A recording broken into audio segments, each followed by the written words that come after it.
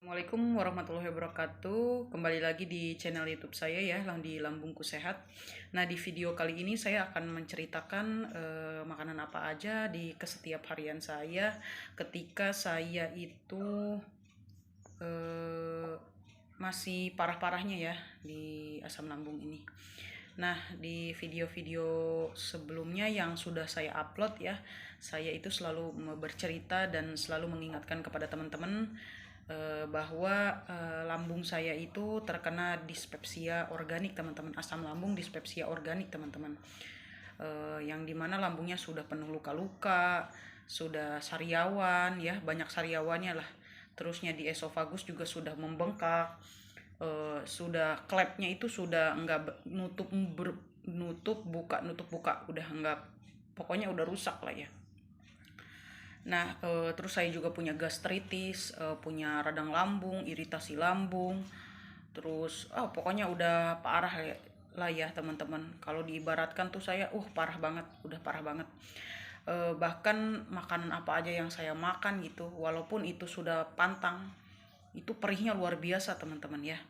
Nah, di video ini saya mau bercerita nih teman-teman, di setiap harian saya, makanan apa aja sih teman-teman yang saya makan setiap hari, dan buah-buahan apa aja yang saya makan setiap harinya, atau minuman apa aja yang saya minum setiap harinya.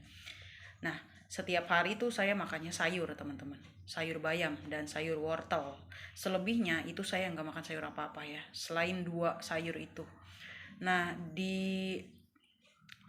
diolahnya seperti apa teman-teman? Hanya direbus memakai penyedap rasa ya, penyedap rasa. Tidak ditumis, tidak kena minyak, tidak kena bawang, tidak pakai cabai, tidak pakai bawang dan segala macam. Itu hanya di air mendidih saya masukkan tuh sayur bayam atau sayur wortel, terus dipakaikan penyedap rasa. Itu udah.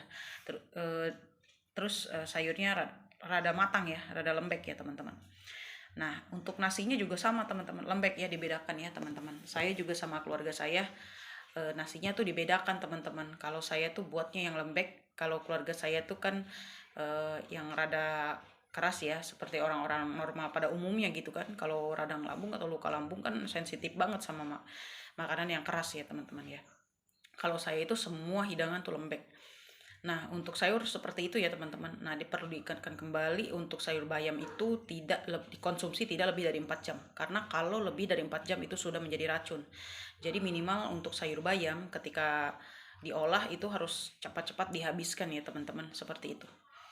Nah, terus ketika saya bosan teman-teman, misal bosan nih sudah 3 minggu saya makan sayur bayam, saya bosan, saya ganti teman-teman, menunya saya rubah. Itu pakai ikannya ikan nila boleh, ikan lele juga bagus teman-teman. Terus kalau daging saya ke daging ayam ya, karena saya itu menghindari daging merah ya, seperti sapi gitu-gitu. Pokoknya apalagi daging kambing ya, itu nggak bisa. Pokoknya daging merah itu saya nggak bisa makan, karena kalau lambung dan iritasi lambung itu di perut saya ya, ini versi perut saya ya, itu saya nggak cocok sama sekali makan makanan daging merah gitu, daging merah kayak sosis gitu-gitu ya yang berlemak, itu saya benar-benar nggak bisa teman-teman. Karena kalau iritasi lambung atau gastritis atau tukak lambung itu nggak bisa teman-teman makan makanan yang berlemak, makan makanan daging merah atau makan makanan yang ada pengawetnya teman-teman, itu nggak bisa sama sekali ya.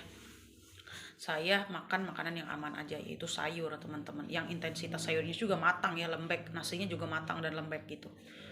Terusnya apa ya, ya kalau bosan ya itu daging ayam ya, daging ayam juga yang dadanya ya teman-teman, tidak pakai sayap, nggak pakai, pokoknya ya dadanya. Saya setiap hari tuh makan ya dada ayam gitu, nggak udah saya, lemaknya tuh sudah saya gilet-gilet kan di dada ayam kan, karena suka ada apa ya, kulitnya ya. Nah, kulitnya itu saya buang teman-teman. Cara masaknya juga sama teman-teman, saya hanya pakai penyedap rasa, direbus direbus selama 2 kali ya, karena takut ada kumannya ya, karena kan lambung kita lagi tidak baik-baik aja ya teman-teman. Pakai penyedap rasa, salam sereh. Terus saya kan punya air fryer ya teman-teman, saya sengaja beli karena saya itu mual juga ya makan makanan yang direbus, pengennya digoreng tapi kan nggak boleh kena minyak ya teman-teman. Jadi saya air fryer sampai kering, baru saya makan tuh sama nasi lembek. Nah, gitu, seperti itu ya teman-teman. Jadi Daging ayam juga diolahnya harus lembek ya teman-teman, harus matang lah, harus matang minimal gitu. Nah terus untuk daging ayam sih, daging-dagingan sih ayam aja saya dadanya ya, nggak pakai paha, saya nggak makan paha, nggak. Kecuali ada tuh di video short saya tuh, saya itu sudah sembuh teman-teman, saya makan paha ayam tuh saya sudah sembuh ya teman-teman. Saya pakai bawang, pakai bawang putih, bawang merah, itu saya sudah sembuh itu ya, sudah pulih, udah pulih ya. Terusnya saya beralih lagi, kalau bosan gitu saya beralih ke ikan teman-teman, ikan lele dan ikan nila teman-teman. Nah ikannya juga saya sama aja teman-teman pengolahannya, pakai penyedap rasa, pakai salam, pakai serai, udah. Terus saya masukkan air fryer teman-teman, biar apa, biar kering ya, tidak terlalu lembek banget dan tidak terlalu mual. Seperti itu sih ya. Selebihnya tuh nggak ada, saya nggak berani teman-teman makan ini dan itu gitu, makan makanan apa aja saya nggak berani gitu, selain yang saya sebutin tadi teman-teman. Nah terus untuk cemilan teman-teman, saya itu tiap hari merebus telur 1 kilo teman-teman, 1 kilo saya rebus, karena itu menjadi cemilan saya, jangan sampai perut saya kosong. Di sela-sela saya sudah makan, saya misalkan kan sudah makan nih, terus saya selang beberapa menit kemudian saya makan 1 telur teman-teman. Nah telurnya yang direbus, tapi makan yang putihnya aja, yang kuningnya saya buang ya teman-teman, seperti itu. Karena nggak boleh ya, ketika punya gastritis atau radang lambung, iritasi lambung atau asam lambung, itu nggak bisa teman-teman makan kuning telur ya, nggak boleh ya. Minimal kita harus jaga dulu deh ya pola makan kita gitu, versinya dirubah, yang tadinya digoreng sekarang dirubah teman-teman, minyak gorengnya jadi air ya. Jadi minyak goreng itu dirubah menjadi air ya teman-teman.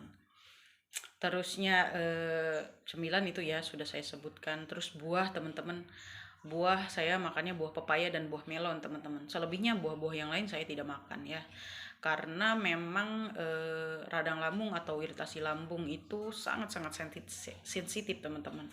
Jadi apapun yang kita makan, kalau salah sedikit aja itu kepedihan yang tadi 24 jam jadi 2 kali lipat pedihnya ya teman-teman. Saya soalnya pernah teman-teman makan buah selain buah pepaya dan buah melon, itu buah alpukat saya makan dan buah semangka. Wah itu luar biasa teman-teman, gastritisnya langsung naik, asam lambungnya langsung naik, perihnya itu parah, langsung naik. Pokoknya parah lah, parah banget. Saya sampai masuk bukan IGD sih, saya masuk klinik. Terus saya diinfus teman-teman, gara-gara saya makan itu teman-teman. Jadi perlu diingat kembali ya, teman-teman harus pintar-pintar menilik makanan yang tidak cocok di perut kalian gitu. Belum tentu kan saya makan alpukat tidak cocok, nggak tahu tuh di perut di perut teman-teman cocok atau enggak ya. Atau saya makan pepaya, saya cocok di perut saya, nggak tahu di teman-teman cocok atau enggak ya. Kayak gitu ya teman-teman. Nah ketika makan rasanya apa tuh di perut, ada ini enggak, ada reaksi? Ada teman-teman, ada reaksi, walaupun itu dipantang ya, ada reaksi. Itu perih reaksinya, perih, panas, sakit, pokoknya ada yang ngeganjel jadi 2 kali lipat lah gitu ya, intensitas sakitnya itu 2 kali lipat kalau selesai makan. Ya namanya juga radang lambung lagi iritasi atau luka lambung ya, itu wajar. Tapi asalkan apa ya, kita itu jangan deh makan makanan yang dilarang gitu kita makan, yang dipantang aja perihnya luar biasa, apalagi kita makan makanan yang dipantang gitu ya, yang nggak pantang gitu kita makan terus gitu, yang istilahnya kita sudah makan makanan yang direbus aja gitu masih ada reaksi gitu teman-teman. Nah itu saya teman-teman, apalagi yang nggak pantang gitu, wah itu udah parah lah teman-teman ya. Minimal menghindari makan makanan yang dipantang teman-teman ya. Terus yang selanjutnya ya, kadang kan ada orang yang minum air kelapa gitu, minum air ini, minum air itu gitu, minum air kelapa saya pernah loh. Wah jangan teman-teman, kalau iritasi lambung tuh nggak bisa teman-teman minum minuman yang asem. Itu kan air kelapa kan asem ya teman-teman, itu nggak bisa teman-teman, jangan deh sekali-kali. Karena saya pernah sekali itu, wah perihnya itu luar biasa parah. Itu sampai saya tuh saya kalau cerita tuh merinding lah teman-teman, merinding banget. Kalau ngebayangin aja saya udah nggak kebayangin betapa saya tersiksanya itu dulu, parah. Tapi alhamdulillah ya, lewat ikhtiar dan doa berkat dukungan keluarga saya gitu, semua tuh berjalan dengan normal gitu. Dan sekarang saya sudah hampir pulih ya teman-teman, sudah pulih. Saya doakan ya untuk teman-teman yang sekarang lagi masa-masa berjuang ya melawan asam lambung atau gastritis radang lambung atau iritasi lambung atau tukak lambung. Mudah-mudahan teman-teman juga sembuh ya, segera sembuh, cepat-cepat sembuh, dan insya Allah pasti akan sembuh teman-teman. Walau kita harus sabar, harus benar-benar ikhlas ya, dan tetap berdoa sama yang maha kuasa gitu ya. Tetap berdoa, tetap ikhtiar, jangan pernah menyerah, jangan pernah berpikir bahwa penyakit ini tuh tidak akan sembuh teman-teman, walaupun kondisinya tuh harus sabar banget gitu ya. Tidak kan banyak ya orang yang berpikir kenapa ya saya kak nggak sembuh-sembuh, saya udah sekian tahun atau saya sudah berbulan-bulan ya teman-teman.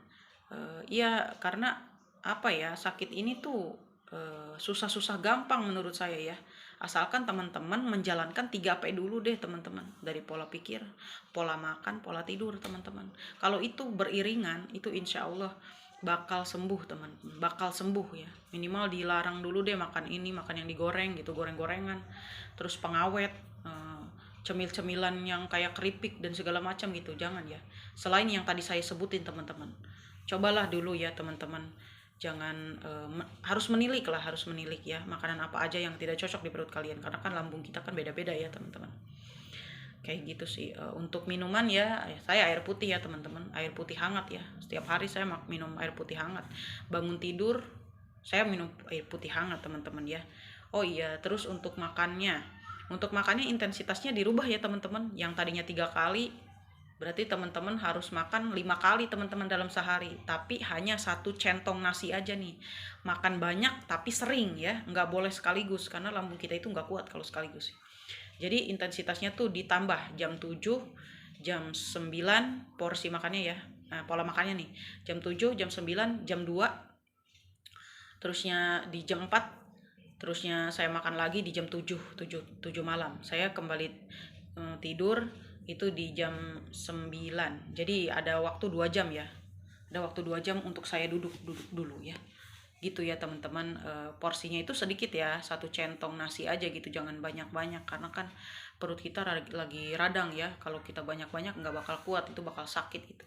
Yang pantang aja sakit gitu, apalagi yang nggak dipantang dan nggak ikut instruksi gitu. Bukan saya mengajari ya teman-teman, ini pengalaman pribadi saya ya.